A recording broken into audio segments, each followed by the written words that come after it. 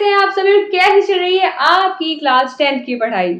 आज की इस वीडियो में हम पढ़ेंगे क्लास 10 का हिस्ट्री चैप्टर नंबर 1 यूरोप में राष्ट्रवाद का उदय और उसको कंप्लीट करेंगे, जिसमें स्टार्ट करेंगे हम जर्मेनिया और मारियान की पेंटिंग के साथ कि कैसे इन दोनों पेंटिंग से राष्ट्रवाद की भावना को बढ़ाने में अहम भूमिका निभाई।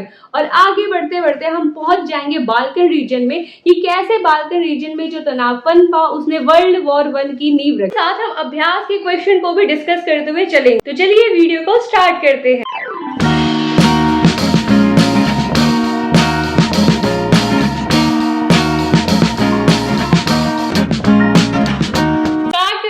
टॉपिक से राष्ट्र की दृश्य कल्पना।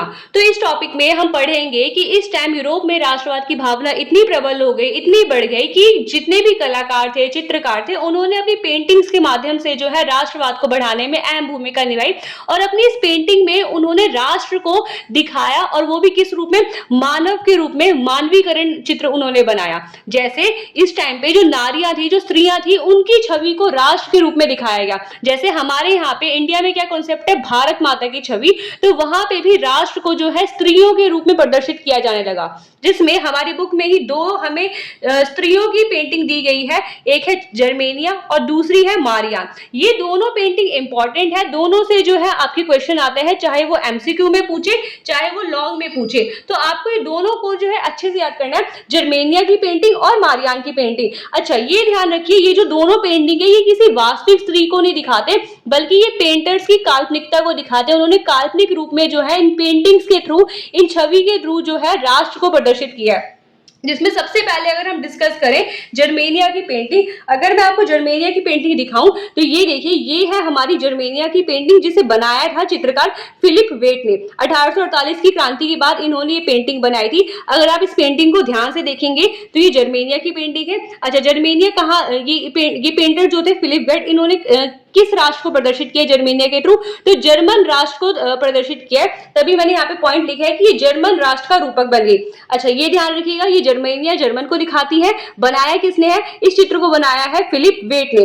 अच्छा, ये जो ऊपर आप देखें, जर्मेनिया ने मुकुट पहना हुआ है, और मुकुट में जो है ये कुछ पत्तियां दिख रही होंगी आपको। ये जो पत्तियां हैं ये बलूत वृक्ष का प्रतीक है, बलूत वृक्ष की पत्तियां हैं। अब बलूत वृक्ष की पत्तियां यहाँ पे क्यों दिखाई गई है? क्योंकि यह जो है वीरता का प्रतीक है। तो ये ध्यान रखना है, जर्मेनिया किस राष्ट्र को प्रदर्शित करती है? तो जर्मन को। और इन्होंने जो मुकुट पहना है वो बलूत वृक्ष के पत्तों का मुकुट है, जो कि वीरता को प्रदर्शित करता है कि ये राष्ट्र जो है बहुत ज्यादा वीर है, बहुत ज्यादा ताकतवर है। चित्रकार कौन है? इसके चित्रकार है फिलिप वेट। इंपॉर्टेंट, याद कर लीजिएगा 1 मार्कर के लिए। अब आते हैं हम आगे मारियान की पेंटिंग पे।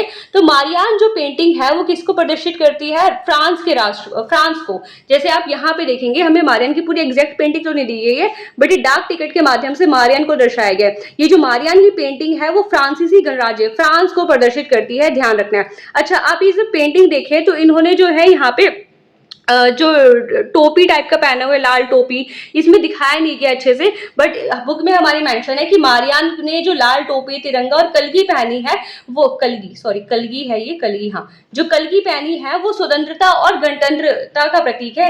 मतलब लोगों की आजादी और राष्ट्र की आजादी जो है उसका प्रतीक है। तो ये जर्मेनिया के बारे में था और मारियान के बारे में था। होप्स आपको समझ में आ गया होगा। ये ध्यान रखिएगा कि जर्मेनिया और मारियान की पेंटिंग के थ्रू उस टाइम ये राष्ट्रीय एकता को प्रदर्शित करता है। और राष्ट्रीय एकता जो प्रदर्शित करता है, तो आप मुझे बताइए कौन सी भावना प्रबल हो जाएगी इस टाइम पे? राष्ट्रवाद। क्योंकि आप खुद देखिए, हम लोग जो है जब थोड़ी पेट्रियोटिक पिक्चर को देख लेते हैं, थोड़ी तिरंगे की पिक्चर को, थोड़ी देशभक्ति से रिलेटेड पिक्चर को, तो हमारे अंदर बहुत ज्यादा राष्ट्रवाद की भावना बढ़ जाती है, नेशनलिज्म की भावना बढ़ जाती है। तो उस टाइम में नारी की छवि का यूज करके जो है राष्ट्र का रूपक बनाया जाता था, राष्ट्र बनाया जाता था। जैसे जर्मेनिया के थ्रू जर्मन राष्ट्र को दिखाया गया, मारियान के थ्रू फ्रांस को दिखाया गया। तो ये दोनों आपको ध्यान रखना है, इंपॉर्टेंट है। जर्मेनिया और मारियान से तो क्वेश्चन आता है, तो आपको अच्छे से लर्न कर लेना है।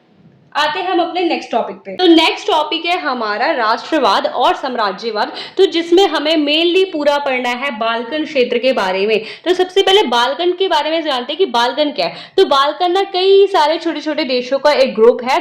ये मेनली कहाँ पर है? ये हमारे यूरोप में देखने को मिलता है। बाल्कन कहाँ पे? यूरोप का क्षेत्र है। इसमें Romania, Bulgaria, Serbia, Slovenia, Herzegovina, ये सारे जो है छोटे छोटे देश इसमें शामिल है। अगर मैं आपको दिखाऊं, ये हमारा जो है बाल्कन रीजन रीजन है। बाल्कन रीजन में देखेंगे ना, यहाँ पे छोटे छोटे कई सारे जो है क्षेत्र है, कई सारे पार्ट है, और यहाँ पे ना अलग अलग साम्राज्यों का शासन है, जिसमें सबसे ज्यादा आपको दिखेगा ऑटोमन साम्राज्य का शासन। ठीक है, ध्यान रखिएगा, हमारा जो बाल्कन रीजन है, बाल्कन रीजन में कई सारे छोटे छोटे देश शामिल हैं, और इसमें जो है अलग अलग साम्राज्यों का भी शासन है, जिसमें सबसे ज्यादा बड़ा शासन किसका देखने को मिलता है? ऑटोमन साम्राज्य का। और बाद में यही हमारा तनाव का कारण बनता है बाल्कन क्षेत्र में। इससे क्वेश्चन क्या आता है कि बाल्कन क्षेत्र में तनाव के क्या कारण थे? क्योंकि यही जो बाल्कन क्षेत्र है, आगे देखेंगे हम, ये जो तनाव इतना बढ़ जाता है जो कि फर्स्ट वर्ल्ड वॉर का रूप ले लेता है, और 1914 में हमें पूरे विश्व में वर्ल्ड वॉर देखने को मिलता है। तो देखते हैं बाल्कन क्षेत्र में तनाव आखिर उत्पन्न क्यों हुआ। तो सबसे पहले है यहाँ पे ऑटोमन साम्राज्य का पतन। अब हमने अभी देखा, आपको मैप में दिखाया कि ऑटोमन साम्राज्य ने बाल्कन के बहुत ज्यादा बड़े रीजन में जो है कब्जा कर रखा था। अब इस टाइम पे पूरे यूरोप में हमने देखा था राष्ट्रवाद की भावना बढ़ गई थी, फैल चुकी थी, रोमानीवाद फैल चुका था। रोमानीवाद मैंने आपको बताया था इससे पहले के वीडियो में, लिंक है डिस्क्रिप्शन में, आप देख लीजिएगा वीडियो। तो रोमानीवाद फैल चुका था कि लोग अपने फोक टेल्स के, फोक डांस के माध्यम से जो है राष्ट्रवाद की भावना को चारों तरफ फैला रहे थे, और 1830-1848 की क्रांति हो चुकी थी। तो जब ये सारा सिचुएशन चल रहा था, तो हमने देखा जर्मनी एकीकृत हो गया, इटली एकीकृत हो गया। तो 1871 के बाद, 1871 के बाद अब प्रॉब्लम स्टार्ट होती है हमारे बाल्कन में।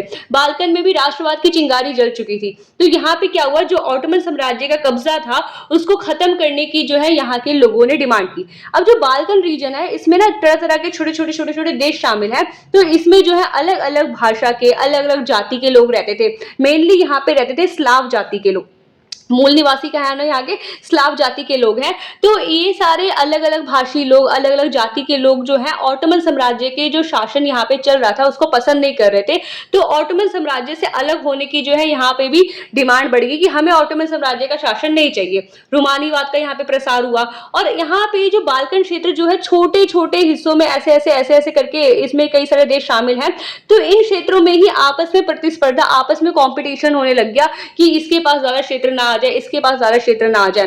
क्योंकि अगर आप देखें, बाल्कन जो रीजन है हमारा रशिया यानी रूस के साइड, रूस के नीचे की ओर है, और रूस में हमारी ज्यादा स्लाव जाति के लोग रहते हैं, और सेम यहाँ पे बाल्कन में भी ज्यादा स्लाव जाति के लोग रहते हैं। तो रूस ने बाल्कन वाले रीजन में जो स्लाव जाति के लोग थे उनको मतलब एक तरह से कह सकते हैं भड़काया कि हमारे में शामिल हो जाओ, तो हम जो है हमारा सेम कल्चर रहेगा, हम लोग जो है अपनी संस्कृति का संरक्षण कर पाएंगे।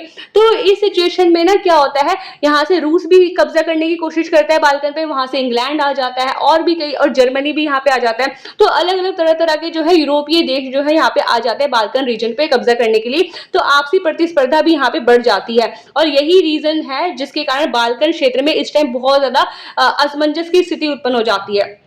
ये तो हो गया तनाव।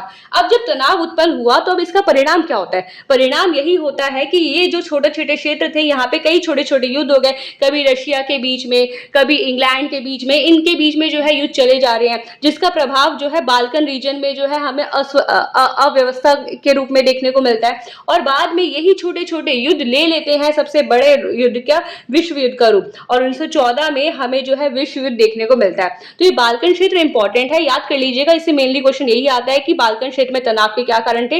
तो ऑटोमन साम्राज्य का पतन हो रहा था, यहाँ पे रोमानीवाद का प्रसार हो रहा था, राष्ट्रवाद की भावना प्रसार हो रही थी, यहाँ पे कंपटीशन विभिन्न देशों के बीच में बढ़ रहा था। तो यही जो है इसके बीच तनाव का मेन कारण बना था, जो बाद में हमारा वर्ल्ड वॉर का रूप ले लेता है। तो यहाँ पे तो होता है हमारा चैप्टर कंप्लीट। जरा डिस्कस कर लेते हैं हम लोग यहाँ पे जो एक्सरसाइज में क्वेश्चन दिया गया है। तो अगर आप क्वेश्चन नंबर यहाँ पे 1 देखेंगे, क्वेश्चन नंबर 1 में हमारे टिप्पणी लिखने के लिए बोला है। तो ये सारा मैंने आपको टॉपिक करा दिया। जिससे पे मैथ्सनी हमने याद करा था इटली के एकीकरण में, तो जिससे पे मैथ्सनी भी हो गया हमारा।